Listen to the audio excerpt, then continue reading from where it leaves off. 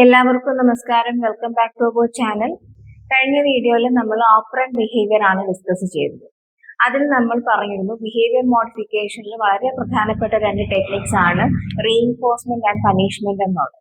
അപ്പൊ ഇന്നത്തെ വീഡിയോയിൽ നമ്മൾ ഈ റീഇൻഫോഴ്സ്മെന്റ് ആൻഡ് പണിഷ്മെന്റ് എന്താണെന്നുള്ളത് കുറച്ച് ഡീറ്റെയിൽ ആയി തന്നെ പരിചയപ്പെടുകയാണ്.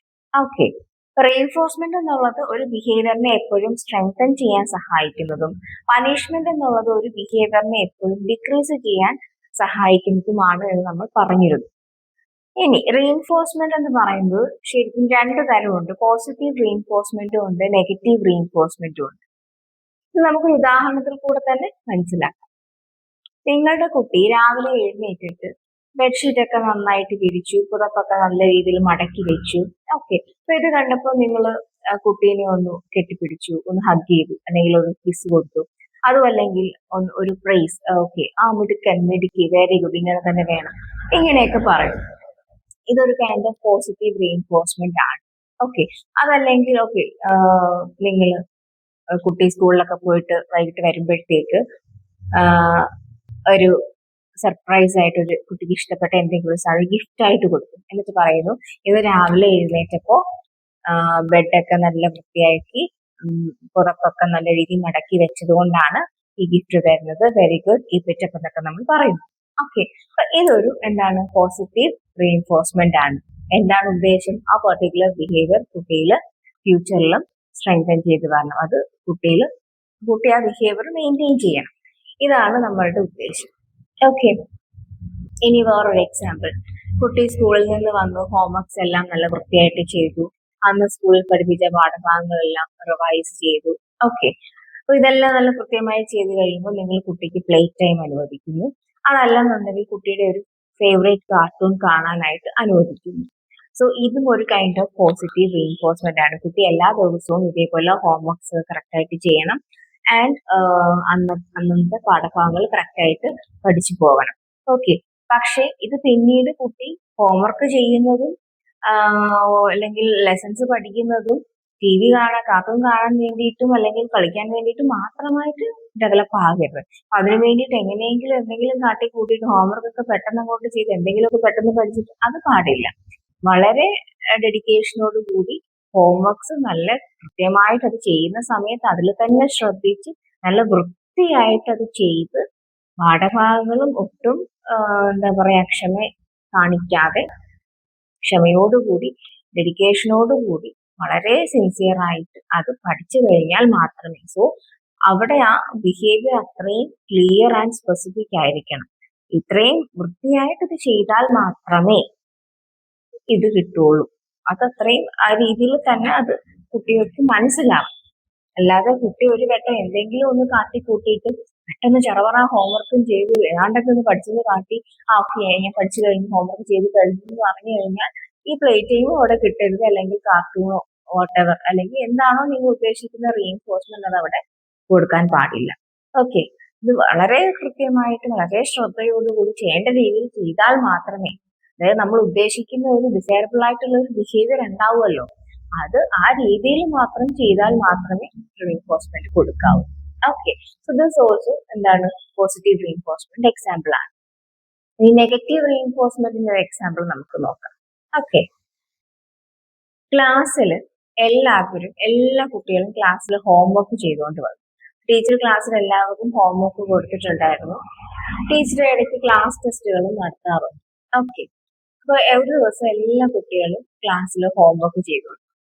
അപ്പൊ ടീച്ചർ എന്ത് ചെയ്തു? ടീച്ചർ ഈ ബിഹേവിയർ മെയിൻറ്റെയിൻ ചെയ്യണം. ടീച്ചറിന് ആവശ്യമുള്ള ഒരു ബിഹേവിയർ ആ കുട്ടികളിൽ എപ്പോഴും മെയിൻറ്റെയിൻ ചെയ്യേണ്ട ഒരു ബിഹേവിയർ ആണ്. അപ്പൊ ടീച്ചർ എന്ത് ചെയ്തു? ഇന്ന് എല്ലാവരും ഹോംവർക്ക് ചെയ്തുകൊണ്ട് വന്നതുകൊണ്ട് ക്ലാസ് ടെസ്റ്റ് ഒന്ന് നടക്കുന്നു. ഓക്കെ, ക്ലാസ് ടെസ്റ്റ് എന്ന് പറയുന്നത് കുട്ടികൾക്ക് പൊതുവെ ഇഷ്ടമല്ലാത്ത ഒരു സംഗതിയാണല്ലോ. അപ്പൊ അതിനെ അങ്ങ് റിമൂവ് ചെയ്തുകൊണ്ട് ടീച്ചർ അപ്പൊ അത് കുട്ടികൾക്ക് ഇഷ്ടമല്ലാത്തൊരു സാധനം റിമൂവ് ചെയ്തപ്പോൾ അത് അവിടെ എന്തായിട്ടാണ് ആക്ട് ചെയ്യുന്നത്? റീഇൻഫോഴ്സ്മെന്റ് ആയിട്ടാണ്. ഏത് ബിഹേവിയർ ആണ് ടീച്ചർ സ്ട്രെങ്തൻ ചെയ്യാൻ ഉദ്ദേശിക്കുന്നത്? എല്ലാവരും ഫ്യൂച്ചറിലും ഇതേപോലെ ഹോംവർക്ക് ചെയ്തുകൊണ്ട് വരണം. ഓക്കെ, അപ്പൊ ഇതാണ് നെഗറ്റീവ് റീഇൻഫോഴ്സ്മെന്റ് ഒരു എക്സാമ്പിൾ. അപ്പൊ റീഇൻഫോഴ്സ്മെന്റ് എന്ന് പറഞ്ഞാൽ എപ്പോഴും ഒരു ബിഹേവിയറിനെ കൂട്ടത്തേ ഉള്ളൂ, സ്ട്രെങ്തൻ ചെയ്യത്തേ ഉള്ളൂ. പോസിറ്റീവ് റീഇൻഫോഴ്സ്മെന്റ് എന്ന് പറയുമ്പോൾ എന്തോ സംതിങ് ആഡ് ചെയ്യുന്നു. നെഗറ്റീവ് റീഇൻഫോഴ്സ്മെന്റ് എന്ന് പറയുമ്പോൾ സംതിങ് നമ്മൾ കുട്ടികളിൽ നിന്ന് എടുക്കുകയാണ്, റിമൂവ് ചെയ്യുകയാണ്. ഓക്കെ, ഇനി പണിഷ്മെന്റിന് നമുക്ക് എക്സാമ്പിൾ നോക്കാം. പണിഷ്മെന്റും ഇതേപോലെ പോസിറ്റീവ് പണിഷ്മെന്റും നെഗറ്റീവ് പണിഷ്മെന്റും ഉണ്ട്. എഗെയിൻ പോസിറ്റീവ് പണിഷ്മെന്റ് എന്ന് പറയുമ്പോൾ നമ്മൾ എന്തോ ആഡ് ചെയ്യുകയാണ്, നെഗറ്റീവ് പണിഷ്മെന്റ് എന്ന് പറയുമ്പോൾ നമ്മൾ റിമൂവ് ചെയ്യുകയാണ്. പോസിറ്റീവ് പണിഷ്മെന്റിന് നമുക്ക് എക്സാമ്പിൾ നോക്കാം. പണിഷ്മെന്റ് എപ്പോഴും ഒരു ബിഹേവിയറിനെ കുറയ്ക്കാൻ വേണ്ടി, അല്ലെങ്കിൽ ഭാവിയിൽ ആവർത്തിക്കരുത് ആ ബിഹേവിയർ എന്നുള്ള രീതിയിൽ നമ്മൾ ചെയ്യുന്ന ഒരു ടെക്നിക്കാണ് പണിഷ്മെന്റ്. അപ്പോൾ ക്ലാസ്സിൽ ഒരു കുട്ടി ഹോംവർക്ക് ചെയ്യാതെ വന്നു. അപ്പം എല്ലാ ദിവസവും ഇങ്ങനെ ഹോംവർക്ക് ചെയ്യാതെ വരാൻ പറ്റില്ലല്ലോ. ആ ബിഹേവിയർ നമുക്ക് എന്റർടൈൻ ചെയ്യേണ്ട ഒന്നല്ല, അത് ആവർത്തിക്കാൻ പാടില്ല. അപ്പൊ ടീച്ചർ പോസിറ്റീവ് പണിഷ്മെന്റ് എങ്ങനെ അപ്ലൈ ചെയ്തെന്ന് നമുക്ക് നോക്കാം.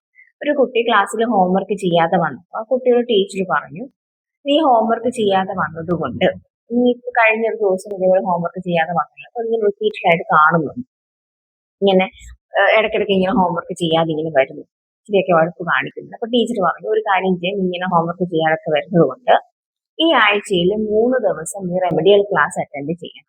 അതായത് റെമഡിയൽ ക്ലാസ് എന്ന് പറയുമ്പോൾ ക്ലാസ് അവർ കഴിഞ്ഞിട്ടുള്ള എക്സ്ട്രാ ഒരു 1 hour അല്ലെങ്കിൽ 45 minutes ആണ് റെമഡിയൽ ക്ലാസ്. അപ്പൊ ഈ ക്ലാസ് അവേഴ്സ് 3:30ക്ക് എല്ലാ കുട്ടികളെയും വിടുമെന്നുണ്ടെങ്കിൽ 3:30 കഴിഞ്ഞിട്ട് എക്സ്ട്രാ ഒരു 1 hour അല്ലെങ്കിൽ 45 minutes ആണ് റെമഡിയൽ ക്ലാസ്.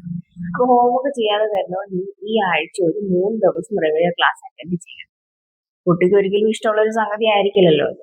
അപ്പോൾ അത് പോസിറ്റീവ് പണിഷ്മെന്റ് ആണ്. എന്താണ് ടീച്ചറിന്റെ ഉദ്ദേശം? ഈ ബിഹേവിയർ, ഹോംവർക്ക് ചെയ്യാതെ വരുന്ന ബിഹേവിയർ ഇനി ആവർത്തിക്കാൻ പാടില്ല. ഓക്കെ, ഇതാണ് പോസിറ്റീവ് പണിഷ്മെന്റ്. നെഗറ്റീവ് പണിഷ്മെന്റും നമുക്ക് ഇതേ കാര്യത്തിൽ അപ്ലൈ ചെയ്യാം. ഫോർ എക്സാമ്പിൾ, കുട്ടി ഇതേപോലെ ഹോംവർക്ക് ചെയ്യാതെ വരും. ടീച്ചർ നെഗറ്റീവ് പണിഷ്മെന്റ് എങ്ങനെ അപ്ലൈ ചെയ്യുമെന്ന് വെച്ച് കഴിഞ്ഞാൽ, ടീച്ചർ പറയുന്നു, നീ ഹോംവർക്ക് ചെയ്യാതെ വരുന്നതുകൊണ്ട് ഈ ആഴ്ച നിനക്ക് PT പീരീഡ് ഇല്ല, അല്ലെങ്കിൽ അടുത്ത ആഴ്ച നിനക്ക് PT പീരീഡ്, 2 ആഴ്ചത്തേക്ക് നിനക്ക് PT പീരീഡ് ഇല്ല. കുട്ടിക്ക് ഇഷ്ടമുള്ള ഒരു സംഗതിയാണ്, അതെന്ത് ചെയ്തു? തട്ടി.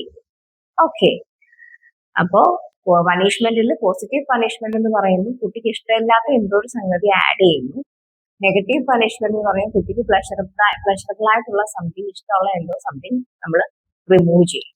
ഓക്കെ, ചുരുക്കത്തിൽ പണിഷ്മെന്റ് ഒരു ബിഹേവിയറിനെ കുറയ്ക്കാനും റീഇൻഫോഴ്സ്മെന്റ് ഒരു ബിഹേവിയറിനെ കൂട്ടാനും സഹായിക്കും. അപ്പോൾ ക്ലിയർ ആയെന്ന് വിചാരിക്കുന്നു. Reinforcement and punishment, positive and negative reinforcement, positive and negative punishment വ്യക്തമായെന്ന് വിശ്വസിക്കുന്നു. ഇനിയും വേറെയും ടെക്നിക്സുകൾ ഇത് ബേസ് ചെയ്തിട്ട് തന്നെ ഉണ്ട്. അത് നമുക്ക് വേറെ വീഡിയോസിൽ നമുക്ക് പരിചയപ്പെടാം. ഈ വീഡിയോ നിങ്ങൾക്ക് ക്ലിയർ ആയിട്ടുണ്ടെന്നുണ്ടെങ്കിൽ, നിങ്ങൾക്ക് യൂസ്ഫുൾ ആയിട്ടുണ്ടെന്നുണ്ടെങ്കിൽ ലൈക്ക് ചെയ്യുക, ബാക്കിയുള്ളവരിലേക്ക് ഷെയർ ചെയ്യുക, സംശയങ്ങൾ കമന്റ് ചെയ്യുക, സജഷൻസ് കമന്റ് ചെയ്യുക, പുതിയതായിട്ട് ചാനൽ കാണുന്നത് ഉറപ്പായിട്ടും സബ്സ്ക്രൈബ് ചെയ്യുക. ഓക്കെ, അപ്പം എല്ലാവരും നമ്മളെപ്പോഴും പറയുന്ന പോലെ സന്തോഷത്തോടെ ഇരിക്കുക, സമാധാനത്തോടെ ഇരിക്കുക. Take care, bye, thank U.